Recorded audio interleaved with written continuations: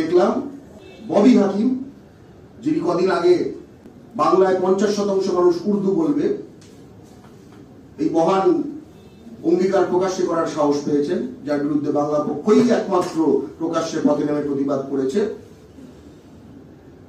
তিনি মুখ্যমন্ত্রীর পাশে বসে ধরিয়ে ধরিয়ে দিচ্ছিলেন যখন মুখ্যমন্ত্রী ঘোষণা করছিলেন যে হিন্দি উর্দু এগুলো ইনক্লুড করে না, হিন্দিটাও।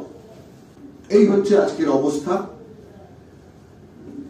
এবং আপনারা লক্ষ্য করে দেখবেন যে এর ফলে বাংলা আবার অনন্য একটি রাজ্যে পরিণত হলো, যেখানে সবার বাড়ি বাড়ি অন্য সকল রাজ্যে, কিন্তু আমার বাড়িটা হোটেল।